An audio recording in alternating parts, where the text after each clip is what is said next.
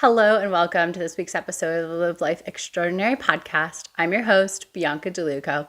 And in this week's episode of the podcast, we're going to be talking about the smarter way that you can set goals in the new year to make sure you're actually following through and achieving those goals. So if you're somebody who every year finds yourself setting the same kind of goals, you want to save more money, you want to get in better shape, you want to finally start that dream business, but by February or March, you found yourself completely given up and back in square one. Or maybe you're the type of person who doesn't even set goals and intentions anymore because previous years have proven to you that you can't follow through. And so why even deal with the disappointment? You quit before you even get started. I'm going to teach you why traditional goal setting isn't really structured in a way that helps us succeed, and how there's a different framework that you can use that can help you stay motivated and build your confidence along the way. The framework we're going to be working with is called the SMART goal framework. SMART is an acronym where each of the letters of the word SMART represent a different piece of the framework. S meaning specific. We want our goals to be really specific. When we have a goal, like I want to write my book. Okay, well, how long is your book going to be? How much time are you going to put into this book? What is the goal? Just to write it? Is it to have it edited also? Is it to publish it? What is the specific goal? If you wanted to get in shape, right, you might have a goal like, I want to exercise more. What exactly does I want to exercise more mean? If you exercise 3 times in January and at the end of the year look back and say, well, last year I only exercised 2 times, so I did do it more. Is that truly what you meant? So we want to make our goals as specific as possible. The next thing we want to do is we want to make sure that our goals are measurable. So by saying something like, I want to work out 3 times a week for 30 minutes. That's really measurable because at the end of the week, you can look back and say either, yes, I did work out 3 times, or no, I did not work out 3 times. It's really important that it's measurable because it is really ambiguous. It's hard for us to take pride when we've actually accomplished what it is we set out to do, but it's also hard for us to refine and improve when maybe we haven't set out what we have to do. The next thing in the SMART goal framework is achievable. When we set goals like I'm going to work out every single day for an hour, or I'm going to only eat healthy food, I'm not going to eat any junk food, it's truly not achievable. If you know anything about yourself, you know that life happens, right? You're going to be sick, a family member is going to be sick, someone might pass away, you're going to get a flat tire on your car, there's going to be a big project at work, maybe you didn't sleep well and you're just extra exhausted one day. But when we set ourselves up with goals that are like, I'm going to do this every single day for the entire year or for the rest of my life, whatever it is, by day 5, when you've been consistent, you're like, yeah, I can do this. On day 6, when one of life's surprises shows up and you aren't able to follow through, on day 7, we have this, well, I didn't do it yesterday, so I can skip today too. And by day 8, we've given up completely because we're like, I knew I couldn't stay consistent. I knew I'd end up back at square one. This is what I always do. So we want to make sure that it's something that's super achievable. Now, it doesn't mean if you are starting out, I would say the smaller you start out, the better it is. Because when we start small and we have like a lot of wins right up front, a lot of progress and success right up front, it helps us feel motivated to keep going, and it helps us to feel confident in ourselves that we're able to actually make true sustainable change. So if your goal is to move your body more, let's say for week 1, your goal is just to walk for 10 minutes a day.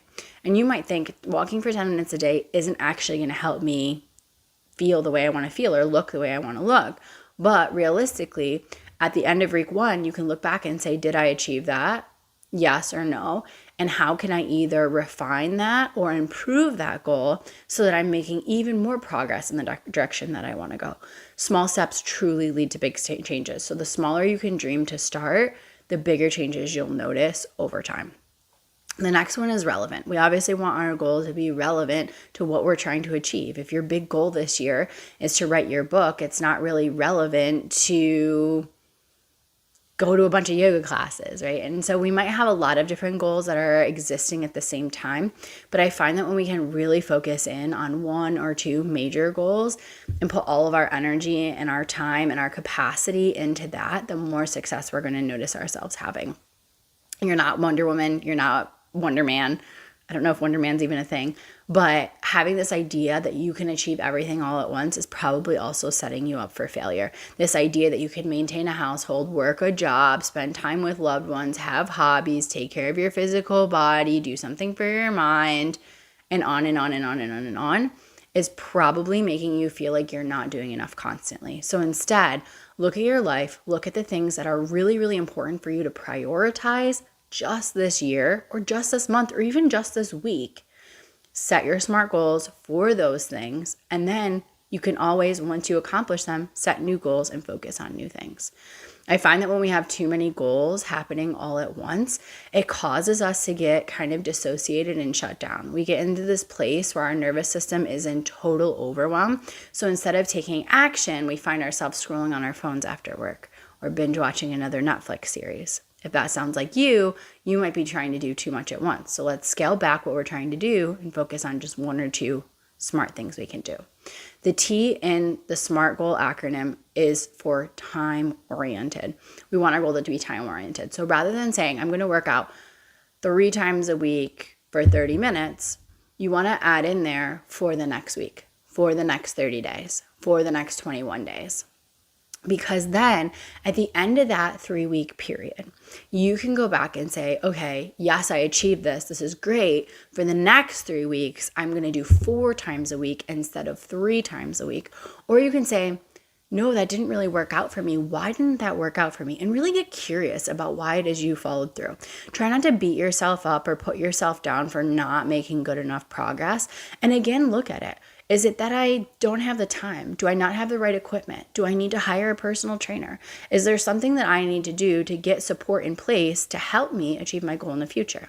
The more that we rag on ourselves and put ourselves down for not achieving our goals the way we think we should, the more you're going to go into that downward spiral where you're just completely shut down and not achieving anything at all. So start really small. Remember, even the smallest steps you can think to take between now and the end of the year or in the first month of the year, because small steps really do lead to massive, massive changes. And 0% compounded over time when we take no action or when we give up equals 0% progress at the end of the year. But 1% compounded over the year and over 5 years and 10 years compounds exponentially. And so when you look back, you'll realize that those small steps that you took at the very beginning really set you up for success long term. It isn't about what we can do occasionally that matters, but what we can do consistently that matters most. So using a framework like the SMART goal framework really helps you maintain consistency, get confidence in yourself, and keep yourself motivated. The other thing is with dreaming small, I used to constantly hear people say, shoot for the moon. If you miss, you'll land amongst the stars. But that never was true for me. When I shot for the moon and things like saying, I'm going to exercise 7 days a week, or I'm going to have a 7-figure business or a 6-figure business, or whatever it is I wanted in previous years, when I missed, I didn't land amongst the stars. I landed in a sea of disappointment where I was like, what's wrong with me? Why can't I stay consistent? Why can other people do these things, but I can't? That downward kind of shame spiral where I wasn't learning from my mistakes, but I was instead setting myself back further. There's a big difference between guilt and shame. And when we identify with shame, it causes us to feel like we're not good enough and to give up entirely. So again, if we can look at our progress in a super neutral way, without assigning any meaning, without judging ourselves, it allows us to refine the goals that we've set and give ourselves more knowledge or support where it's needed. A huge example of where this has played a role in my life is that when COVID happened and my in-person business was closed, I was doing a lot of work online. And I had this goal to really grow the online platform. I think I wanted 10,000 people in an online community at the time. And no matter how much I seemed to work towards that, my progress was really, really slow. So eventually I just quit. Now, towards the beginning of this year, that desire to work with a large community started to ignite within me again. And the first thing that I did online was the Spring Self-Care Challenge. And I had this big goal of having 100 people in the challenge. So I launched it, and I thought it was truly a slam dunk opportunity. Self-care, it's free, it's for a full week, I'm guiding it. Of course, people would want to participate and sign up. Day one, I only had 7 people signed up. Now, in the past, when something like that would have happened, that's where I would have felt really disappointed and discouraged, and like there was something wrong with me or with what I was creating. Instead, I looked at my goal and said, okay, maybe 100 isn't possible this time. How can I reframe my goal so that it's more achievable? Because 100 might not be achievable. And so I set a goal of 10, knowing that I would hit the goal of 10 really quickly. The next day, when I had more than 10 people, I raised my goal to 20. From 20 to 30, from 30 to 50, from 50 to 75. And on the day that the challenge started, I had 100 people in the group. If I would have stuck with that original mindset and that original framework of dreaming too big, I would have felt really discouraged. And I probably would have stopped promoting the challenge, feeling like nobody really cares. It's not really that important. It's not as good as I thought it was. I'm not as good as I thought I was. And then nobody would have got to enjoy it. But instead, that challenge had 100. And now for the 12 days of Christmas, I just ran a second self-care challenge, this one with 235 people in it. So starting small, remaining consistent, letting your motivation and confidence grow with you are super important parts of the process. Another way that this has helped me remain consistent is I used to have this all or nothing mindset around exercise and movement practices, thinking that if I wasn't moving all 7 days of the week, or at least like 5 of the days for 45 minutes, either getting a sweat in or having sore muscles the next day, then my movement wasn't worth anything, that it wasn't even worth doing. Instead, I reframed that and said, whatever I can fit in is beneficial overall. And so this started transforming the way that I was living my everyday life, all of my habits. I would, while I was cooking dinner, do some squats or lift some light weights. I would take a 10-minute walk whenever I could squeeze it in after breakfast or after lunch, or do some light stretching right when I woke up in the morning.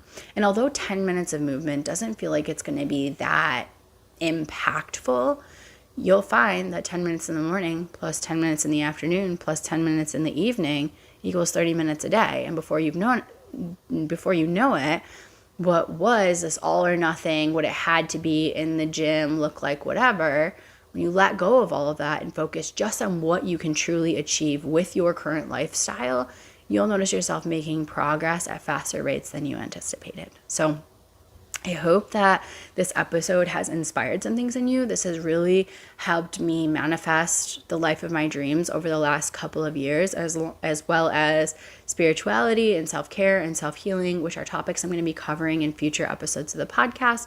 So if you are on a journey of creating a life that you love, definitely make sure you subscribe to the podcast to receive more episodes like this. I did create a worksheet to go along with this episode to help you look at your goals and refine them with the SMART goal framework. So it is in the description box below that you can download the worksheet to help you set goals for the new year or whenever you're finding this podcast. It's okay if you're starting in the spring or the summer or the fall. You don't have to wait to the new year to start creating a life that you love. So thank you so much for tuning in to this week's episode of the podcast. If you have a friend that you think could benefit from this, please feel free to share with them. I'm really excited to be getting messages of support out there with people and getting new framework in the hands of people who really need it. So thanks again so much for being here, and I will connect with you again soon.